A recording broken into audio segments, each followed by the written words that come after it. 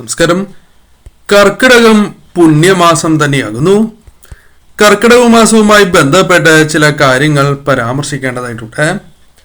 പ്രാർത്ഥനകൾക്കും മറ്റ് പ്രവൃത്തികൾക്കും, അതായത് പുണ്യപ്രവൃത്തികൾക്കുമായി മാറ്റിവച്ചിരിക്കുന്ന ഒരു പ്രധാനപ്പെട്ട സമയം കൂടിയാണ് ഇത്. ഈ സമയം ദാനധർമ്മങ്ങൾ ചെയ്യുവാൻ ഉത്തമമായ സമയമാകുന്നു. നാം ചെയ്യുന്ന എന്ത് പ്രവൃത്തി ആയിരുന്നാലും, അത് നല്ലതോ മോശമോ ആയിരുന്നാലും, അതിൻ്റെ തൽഫലം ഇരട്ടിയായി നമ്മളിൽ വന്ന് ചേരുന്ന സമയം എന്ന പ്രത്യേകതയുണ്ട്.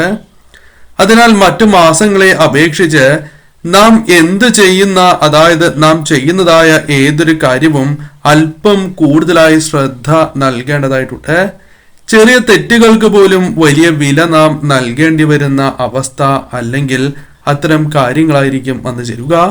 അത്തരത്തിൽ സ്വാഭാവികമായും ആർക്കും സംഭവിക്കാവുന്ന ഒരു തെറ്റിനെ കുറിച്ചാണ് ഈ വീഡിയോയിലൂടെ ഇനി പരാമർശിക്കാനായി പോകുന്നത്. അറിയാതെ സംഭവിച്ചാലുള്ള പരിഹാരത്തെക്കുറിച്ചും ഈ വീഡിയോയിലൂടെ, ഈ അധ്യായത്തിലൂടെ വിശദമായി തന്നെ മനസ്സിലാക്കാം. ഏവരും ഹരേ രാമ എന്ന് കമന്റ് ബോക്സിൽ രേഖപ്പെടുത്തുക. ചില വസ്തുക്കൾ വൈകുന്നേരം വിളക്ക് വച്ചതിന് ശേഷം മറ്റുള്ളവർക്ക് നൽകാൻ പാടില്ല എന്നുള്ളതാണ്. അത് ദാനമായാലും കടമായാലും ഈ വസ്തുക്കൾ നൽകരുത് എന്നുള്ളതാണ്. വിളക്ക് വച്ചതിന് ശേഷം നൽകരുത് എന്നാണ് അർത്ഥമാക്കുവാൻ സാധിക്കുക. അഥവാ നൽകാതെ നിവർത്തിയില്ല എങ്കിൽ അവരിൽ നിന്നും മധുരമോ അല്ലെങ്കിൽ 1 രൂപ നാണയമോ അവരിൽ നിന്നും വാങ്ങിയതിന് ശേഷം നൽകുക. എന്നാൽ നിങ്ങൾ ഒരു ഷോപ്പിൽ നിന്നും പണം നൽകി ഈ കാര്യങ്ങൾ വാങ്ങുന്നതിൽ യാതൊരുവിധ തെറ്റുമില്ല എന്ന കാര്യവും ഓർക്കേണ്ടതായിട്ടുണ്ട്. ആദ്യത്തേതായ വസ്തു അരിയാണ്. കൂടാതെ പാൽ, തൈര്, പഞ്ചസാര, ഉപ്പ്, പണം, ശുഭവസ്ത്രം, അത് പുതുവസ്ത്രമാണ് എങ്കിലും അത്തരം കാര്യങ്ങൾ മറ്റൊരു വ്യക്തിക്ക് ഇപ്രകാരം നിങ്ങൾ നൽകുന്നത് ശുഭകരമല്ല എന്നുള്ളതാണ്. ഇപ്രകാരം നൽകുന്നത് നിങ്ങൾക്ക് ദോഷകരമായി തീരും എന്നുള്ളതാണ്. പ്രധാനമായും നിങ്ങളുടെ സൗഭാഗ്യങ്ങൾ നഷ്ടപ്പെടുന്നതിന് അത് കാരണമായി തീരും. പല കാര്യങ്ങളിലും നിർഭാഗ്യം നിങ്ങളെ വേട്ടയാടി എന്ന് വരാം. എന്നാൽ മറ്റു ചില വസ്തുക്കൾ മറ്റുള്ളവരുടെ കൈകളിൽ കർക്കിടക മാസം നൽകാൻ പാടില്ല എന്നുള്ളതാണ്. താഴെ അല്ലെങ്കിൽ മറ്റെവിടെയെങ്കിലും വച്ച് നൽകാവുന്നതാണ്. അല്ലാതെ നേരിട്ട് അവരുടെ കൈകളിലേക്ക് പകർന്ന് നൽകരുത് എന്നുള്ളതാണ്. മൂർച്ചയുള്ള വസ്തുക്കൾ നിങ്ങൾ കയ്യിൽ നൽകുന്നത് അത് നിങ്ങൾക്ക് തന്നെ ശുഭമായി ഭവിക്കില്ല എന്നുള്ളതാണ്. അത് തിരിച്ചടികൾക്ക് കാരണമായി തീരും. അവർ തമ്മിലുള്ള ആ ബന്ധം തന്നെ നഷ്ടപ്പെടുന്നതിനോ അല്ലെങ്കിൽ തർക്കങ്ങൾ മൂലം അവർക്കിടയിൽ അസ്വാരസ്യങ്ങൾ ഉണ്ടാകുന്നതിനോ കാരണമായി തീരും എന്നുള്ളതാണ്. അതായത് അവർ തമ്മിലുള്ള സൗഹൃദ ബന്ധം, അതിൽ ഉലച്ചിൽ സംഭവിക്കാനുള്ള സാധ്യതകൾ വളരെ കൂടുതലാണ്. മറ്റൊന്ന് എണ്ണയാണ്. എണ്ണ കൈവശം നേരിട്ട് വാങ്ങുന്നത് ശുഭകരമല്ല എന്നുള്ളതാണ്. മറ്റൊന്ന് എള്ളാണ്. എള്ളിന്റെ പ്രാധാന്യം ഏവർക്കും അറിയാം. അതിനാൽ തന്നെ എള്ള് ഇപ്രകാരം നിങ്ങൾ നൽകുന്നതിലൂടെ നിങ്ങളുടെ ജീവിതത്തിൽ ചില വിഷമതകൾ അല്ലെങ്കിൽ ദുഃഖങ്ങൾ വർദ്ധിച്ചു അല്ലെങ്കിൽ കടന്നു വന്നു എന്ന് വരാം. അത് നിങ്ങൾക്ക് ശുഭകരമായി ഭവിക്കില്ല എന്നുള്ളതാണ്. അതിനാൽ അത്തരം കാര്യങ്ങളും തീർച്ചയായും നിങ്ങൾ ഒഴിവാക്കണം. മറ്റൊന്ന് മണ്ണാണ്. മണ്ണ് ഇപ്രകാരം നിങ്ങൾ നൽകുന്നതിലൂടെ അത് അവർക്കും ദോഷകരമായി ഭവിക്കും എന്നുള്ളതാണ്. അതിനാൽ അറിഞ്ഞുകൊണ്ട് ഈ ഒരു കാര്യം നിങ്ങൾ ചെയ്യാൻ പാടില്ല എന്നുള്ളതാണ്. പ്രധാനമായും നിങ്ങളുടെ ഭൂമിയിലെ ദോഷകരമായ കാര്യങ്ങൾ അവരുടെ ജീവിതത്തിലേക്ക് കടന്നു വരും എന്നുള്ളതാണ്. അവരുടെ ജീവിതത്തെ അത് ദോഷകരമായി ബാധിക്കുന്നതാണ്. അതിനാൽ അറിഞ്ഞുകൊണ്ട് ഇപ്രകാരം ചെയ്യുന്നത് നിങ്ങൾക്കും ദോഷമായി ഭവിക്കും. അതിനാൽ ഇപ്രകാരം നൽകേണ്ടതായ ഒരു കാര്യമുണ്ട് എങ്കിൽ അത് താഴെ വെച്ച് നൽകുന്നതാണ് ഏറ്റവും ശുഭം. മറ്റൊന്ന് ഉപ്പാണ്. ഉപ്പ് മഹാലക്ഷ്മി ദേവിയുമായി ബന്ധപ്പെട്ട് പരാമർശിക്കുന്നതായ ഒരു വസ്തുവാണ്. നിങ്ങൾ മറ്റുള്ളവർക്ക് പകർന്നു നൽകുന്നതിലൂടെ അത് നിങ്ങൾക്കും ദോഷമായി ഭവിക്കും എന്നുള്ളതാണ്. പ്രധാനമായും നിങ്ങളുടെ ജീവിതത്തിലേക്ക് നിർഭാഗ്യങ്ങൾ വേട്ടയാടുന്നതിനോ അല്ലെങ്കിൽ സൗഭാഗ്യങ്ങൾ പല കാരണങ്ങൾ കൊണ്ടും തട്ടിത്തെറിച്ച് പോകുന്നതിനും കാരണമായി തീരും എന്നുള്ളതാണ്. അതിനാൽ ശുഭകരമല്ല എന്ന കാര്യം പ്രത്യേകം നിങ്ങൾ ഓർക്കണം. ബന്ധം തന്നെ വിച്ഛേദിച്ചു പോകുവാൻ അത് കാരണമായി തീരും എന്നുള്ളതാണ്. നിങ്ങൾ വിചാരിക്കുന്ന രീതിയിലുള്ള ആ കാര്യങ്ങൾ, അതായത് അവർ തമ്മിലുള്ള ബന്ധം ഊഷ്മളമായിരിക്കില്ല എന്ന കാര്യം ഓർക്കണം. ചെറിയ കാര്യങ്ങൾക്ക് പോലും തെറ്റിപ്പിരിയേണ്ടതായ സാഹചര്യങ്ങൾ അല്ലെങ്കിൽ കലഹത്തിന്, തർക്കത്തിന് ഇടയായി എന്ന് വരാം. അതിനാൽ അറിഞ്ഞുകൊണ്ട് ഇത്തരം കാര്യങ്ങൾ ചെയ്യാതിരിക്കുന്നതാണ് ശുഭം. എല്ലാ വീട്ടിലുമുള്ള ചില കാര്യങ്ങൾ ചിലപ്പോൾ മറ്റുള്ളവർക്ക് അത്യാവശ്യം വരുമ്പോൾ നൽകുന്നതാണ്. അത്തരം ചില വസ്തുക്കൾ മറ്റുള്ളവർക്ക് കർക്കിടക മാസത്തിൽ പ്രത്യേകിച്ചും നൽകാതിരിക്കുവാൻ നിങ്ങൾ ശ്രദ്ധിക്കേണ്ടതായിട്ടുണ്ട്. വീട്ടിൽ നിത്യവും തെളിയിക്കുന്നതായ വിളക്ക് നിങ്ങൾ മറ്റൊരു വ്യക്തിക്ക് നൽകുകയാണ് എങ്കിൽ അത് ശുഭകരമല്ല. അതായത് നിങ്ങളുടെ വീടുകളിൽ ഐശ്വര്യം പ്രദാനം ചെയ്യുന്നതായ ആ നിലവിളക്ക് മറ്റൊരു വ്യക്തിക്ക് നൽകുന്നതിലൂടെ നിങ്ങളുടെ ഐശ്വര്യം തന്നെ നഷ്ടമാവുകയോ നൽകുന്നതിന് തുല്യമായി തന്നെ പരാമർശിക്കാം. നിങ്ങൾ വായിക്കുന്നതായ പുണ്യഗ്രന്ഥം അത് രാമായണമാണ് എങ്കിലും മറ്റുള്ളവർക്ക് നൽകുന്നത്, അതായത് നിങ്ങളുടെ വീടുകളിൽ ഉപയോഗിച്ചു കൊണ്ടിരിക്കുന്നതായ, നിങ്ങൾ പാരായണം ചെയ്തുകൊണ്ടിരിക്കുന്നതായ ആ രാമായണം അല്ലെങ്കിൽ അത്തരത്തിലുള്ള ഗ്രന്ഥങ്ങൾ മറ്റൊരു വ്യക്തിക്ക് നൽകുന്നത് ശുഭകരമായിരിക്കില്ല എന്ന കാര്യവും ഓർക്കണം. നിത്യവും വിളക്ക് വെച്ച് ആരാധിക്കുന്നതായ വിഗ്രഹങ്ങൾ, ചിത്രങ്ങൾ എന്നിവ മറ്റുള്ളവർക്ക് നൽകുവാൻ പാടില്ല എന്ന കാര്യവും ഓർക്കണം. നിങ്ങളുടെ ഭവനങ്ങളിൽ വിളങ്ങുന്നതായ ഈശ്വരാധീനം, ഈശ്വര ചൈതന്യം പടിയിറങ്ങുന്നതിന് അത് കാരണമായി തീരും എന്നുള്ളതാണ്.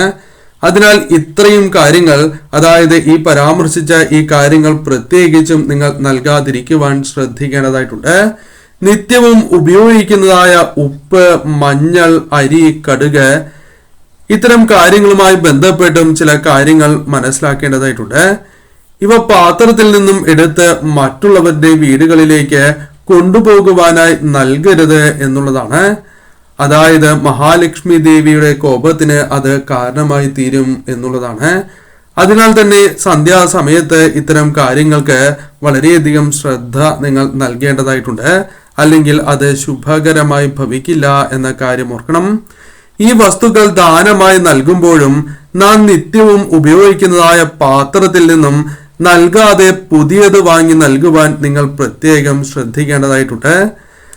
അത്തരം കാര്യത്തിനും പ്രാധാന്യം നൽകണം. വസ്ത്രം ദാനം ചെയ്യുന്നത് ഉത്തമം തന്നെയാണ്. എന്നാൽ ഉപയോഗിച്ച മുഷിഞ്ഞ വസ്ത്രങ്ങൾ നൽകാതെ മറിച്ച് നിങ്ങൾ ആ വസ്ത്രങ്ങൾ ശുദ്ധിയാക്കിയതിന് ശേഷം, അതായത് കഴുകി വൃത്തിയാക്കിയ വസ്ത്രമാണ് മറ്റുള്ളവർക്ക് ദാനമായി നൽകേണ്ടത് എന്ന കാര്യം ഓർക്കുക. അതല്ല എങ്കിൽ പുതിയ വസ്ത്രങ്ങളാണ് എങ്കിലും നിങ്ങൾക്ക് വാങ്ങി നൽകാം. എന്നാൽ അത് സന്ധ്യയ്ക്ക് മുമ്പായിരിക്കണം എന്ന കാര്യം പ്രത്യേകം ഓർക്കണം. അതിനാൽ ഇത്തരം കാര്യങ്ങളിലും ശ്രദ്ധ പുലർത്തേണ്ടതായിട്ടുണ്ട്. മുഷിഞ്ഞ വസ്ത്രങ്ങൾ നൽകുന്നത് അത് ശുഭകരമായിരിക്കില്ല എന്നുള്ളതാണ്. കൂടാതെ മറ്റൊരു വ്യക്തിയുടെ മുഷിഞ്ഞ വസ്ത്രം, അതായത് സുഹൃത്താകാം അല്ലെങ്കിൽ വേണ്ടപ്പെട്ടവരാകാം, അത്തരം വ്യക്തികളുടെ മുഷിഞ്ഞ വസ്ത്രങ്ങൾ ഒരു ആവശ്യത്തിനായി പെട്ടെന്ന് ധരിക്കുന്നവരാണ് നിങ്ങൾ എങ്കിൽ അത് ശുഭകരമായി ഭവിക്കില്ല എന്നുള്ളതാണ്. കാരണം അവരുടെ കഷ്ടകാലം തന്നെ അല്ലെങ്കിൽ ദുരിതങ്ങൾ തന്നെ നിങ്ങളും അത് അനുഭവിക്കുന്നതിന് കാരണമായി തീരും. അല്ലെങ്കിൽ അത്തരം കാര്യങ്ങൾ നിങ്ങളും അനുഭവിക്കേണ്ടതായി വരും. മറ്റൊരു കാര്യം, ചില വസ്തുക്കൾ ഗിഫ്റ്റായി നൽകുന്നതുമായി ബന്ധപ്പെട്ടാണ്. ഞാൻ ഈ പരാമർശിക്കുന്ന വസ്തുക്കൾ ഗിഫ്റ്റായി നൽകാതിരിക്കുവാൻ നിങ്ങൾ ശ്രദ്ധിക്കണം. അതിൽ ആദ്യത്തേത് ക്ലോക്കാണ്. നിങ്ങളുടെ ഭാഗ്യം നിങ്ങൾ മറ്റുള്ളവർക്ക് നൽകുന്നതിന് തുല്യമായി തീരും. പല കാര്യങ്ങളിലും അതിനാൽ പിന്നോട്ട് പോകേണ്ടതായ അവസ്ഥ അല്ലെങ്കിൽ മുൻപത്തെ അത്രയും കാര്യങ്ങൾ അനുകൂലമാകണം എന്നില്ല. മറ്റൊന്ന് പേനയാണ്. മറ്റൊരു വ്യക്തിക്ക് നാം ഉപയോഗിക്കുന്ന പേന നൽകരുത് എന്നാണ് പറയുക. അവർ തിരിച്ചു നൽകിയില്ല എങ്കിൽ അത് കർമ്മരംഗത്തെ ബാധിക്കും എന്നും പരാമർശിക്കുന്നു. പേഴ്സാണ് നിങ്ങൾ നൽകുന്നത് എങ്കിൽ അത് ധനനഷ്ടത്തിന് കാരണമായി തീരും എന്നതാണ് വാസ്തവം. മറ്റൊന്ന് ചെരുപ്പാണ്. ചെരുപ്പ്, അത് മറ്റുള്ളവർ ഉപയോഗിക്കുന്നതായ ചെരുപ്പ് നിങ്ങൾ ഉപയോഗിക്കുകയാണ് എങ്കിൽ അവരുടെ കഷ്ടതകൾ നിങ്ങളുടെ ജീവിതത്തിലേക്കും കടന്നു വരും എന്നുള്ളതാണ്. അതിനാൽ ആ കാര്യങ്ങളിലും ശ്രദ്ധിക്കണം. കൂടാതെ ചില സസ്യങ്ങൾ വീടുകളിൽ നിന്നും മറ്റുള്ളവർക്ക് വെറുതെ നൽകുന്നത് ശുഭകരമായി ഭവിക്കില്ല. അവരിൽ നിന്നും മധുരം നിങ്ങൾക്ക് വാങ്ങാം. അല്ലെങ്കിൽ 1 രൂപ നാണയമാണ് എങ്കിലും അവരിൽ നിന്നും സ്വീകരിച്ചതിന് ശേഷം നിങ്ങൾക്ക് ഈ സസ്യം നൽകാവുന്നതാണ്. അത് സന്ധ്യയ്ക്ക് മുൻപാണ് എങ്കിൽ ശുഭകരമായിരിക്കും എന്നുള്ളതാണ്. സന്ധ്യയ്ക്ക് ശേഷം അത് ശുഭകരമല്ല എന്ന കാര്യവും പ്രത്യേകം ഓർക്കണം. മൈലാഞ്ചി കൂടാതെ നെല്ലി, തുളസി, കറിവേപ്പ് തുടങ്ങിയ സസ്യങ്ങൾ നിങ്ങൾ ഇപ്രകാരം നൽകുമ്പോൾ മുൻപ് പരാമർശിച്ചതായ കാര്യങ്ങൾ കൂടി ശ്രദ്ധിച്ച് അതുകൂടി അവരിൽ നിന്നും വാങ്ങിയതിനു ശേഷം നൽകണം. അവർ വളർത്താൻ വാങ്ങുമ്പോൾ തീർച്ചയായും ഈ കാര്യം ശ്രദ്ധിക്കണം. എന്നാൽ നിങ്ങൾ പണം നൽകി അത്തരം കച്ചവടം ചെയ്യുന്ന വ്യക്തിയാണ് എങ്കിൽ ഇത് ബാധിക്കുന്നില്ല എന്ന കാര്യവും ഓർക്കേണ്ടതായിട്ടുണ്ട്. കൂടാതെ സുമംഗലികൾ ഉപയോഗിക്കുന്ന കൺമഷി, സിന്ദൂരം തുടങ്ങിയ കാര്യങ്ങൾ താലിമാലയാണ് എങ്കിലും മറ്റൊരു സുമംഗലിയായ സ്ത്രീ ഉപയോഗിക്കാൻ പാടില്ല എന്നുള്ളതാണ്. മറ്റു സ്ത്രീകൾ അത് ഉപയോഗിക്കുന്നത് ദോഷകരമായി തീരും. അതിനാൽ തന്നെ ദാമ്പത്യ ജീവിതത്തിലെ ആ പ്രശ്നങ്ങൾ ഒഴിവാക്കുവാൻ ഇത്തരം കാര്യങ്ങൾ നിങ്ങൾ മറ്റുള്ളവർക്ക് നൽകാതിരിക്കുവാൻ അല്ലെങ്കിൽ ഇത്തരം കാര്യങ്ങൾ ഉപയോഗിക്കാതിരിക്കുവാൻ നിങ്ങൾ ശ്രദ്ധിക്കേണ്ടതായിട്ടുണ്ട്. ഈ കാര്യങ്ങൾ പ്രധാനമായും കർക്കിടക മാസത്തിൽ ഏവരും ശ്രദ്ധിക്കണം.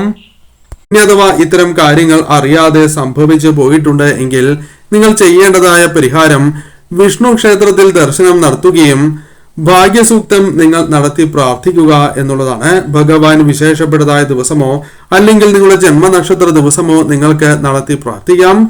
മറ്റൊന്ന് പാൽപായസമാണ്. സാധിക്കുന്നവർ പാൽപായസം കൂടി നടത്തി പ്രാർത്ഥിക്കുന്നത് ഏറ്റവും ശുഭകരമായി ഭവിക്കും.